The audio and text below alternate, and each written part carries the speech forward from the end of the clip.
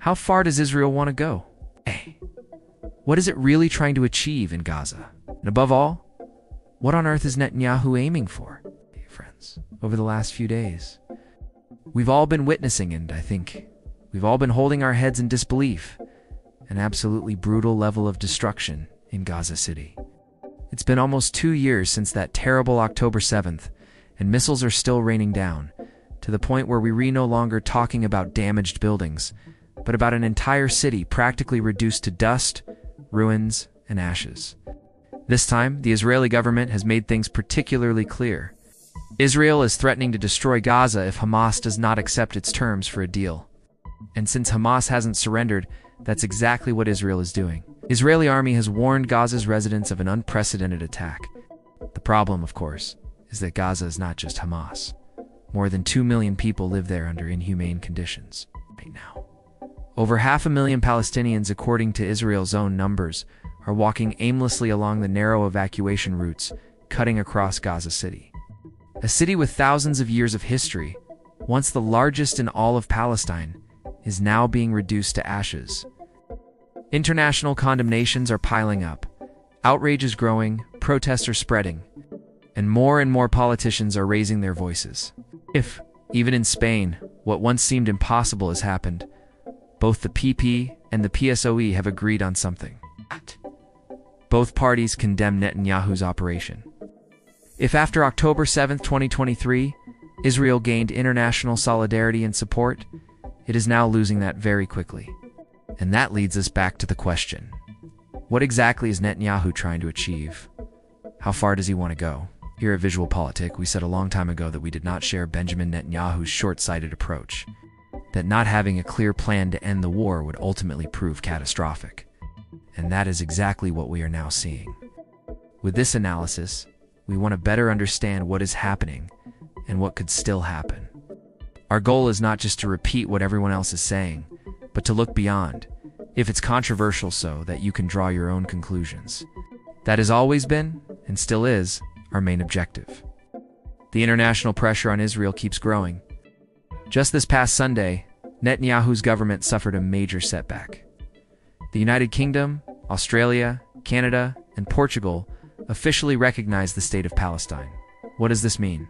Basically, that these countries are fully committing to the two-state solution, and most importantly, formally recognizing Palestinian territory, making any Israeli annexation automatically condemned.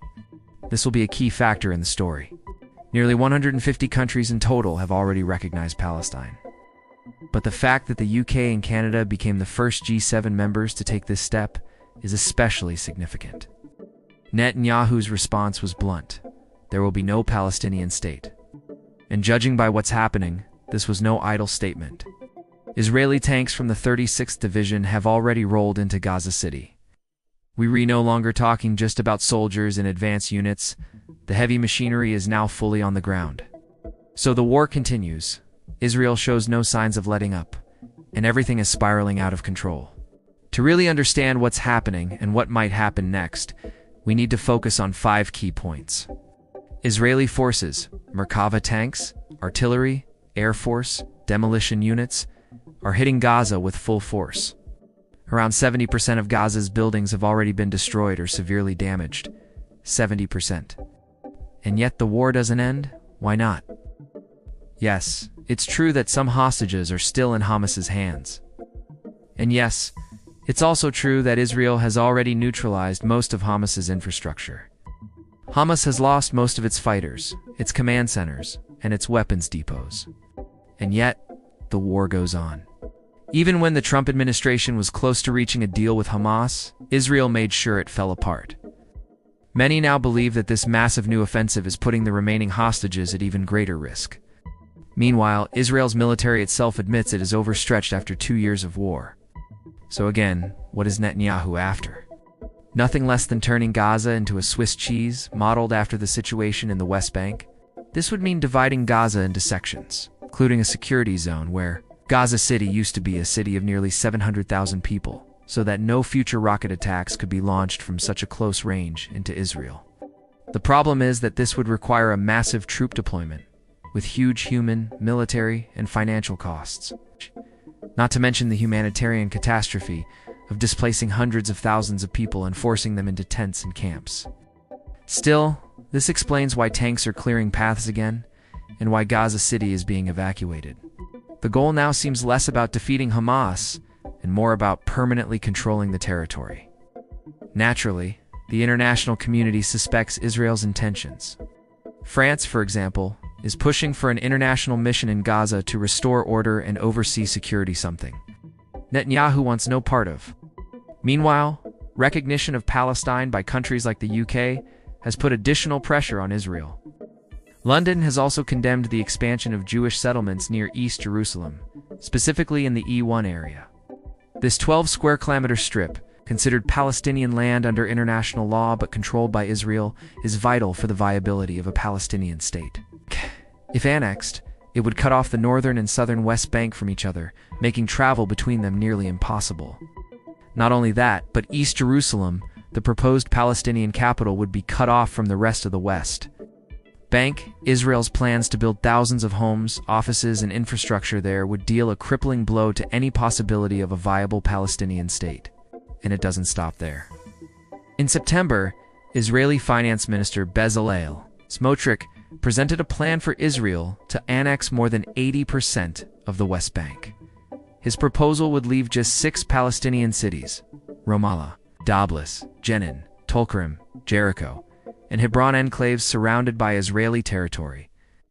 This would make a Palestinian state unviable by design, which is exactly the aim of religious Zionists and increasingly Netanyahu himself.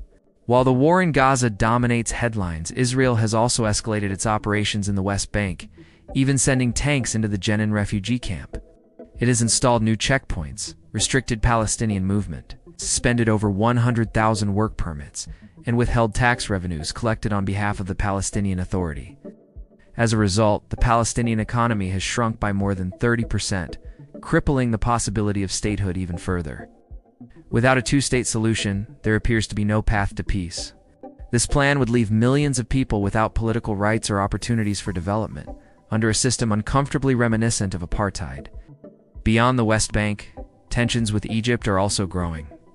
Israel accuses Egypt of militarizing the Sinai Peninsula in violation of the 1979 peace treaty, deploying tens of thousands of troops and building airstrips and underground facilities.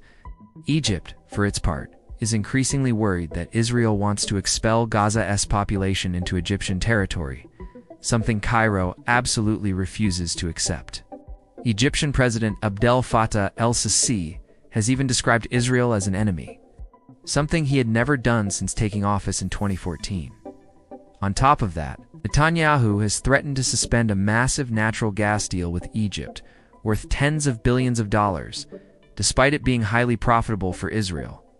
This shows how far he's willing to push, but also risks undoing over 40 years of peace with Egypt. Meanwhile, at home, Netanyahu faces mounting criticism. Many families of hostages accuse him of neglecting their loved ones.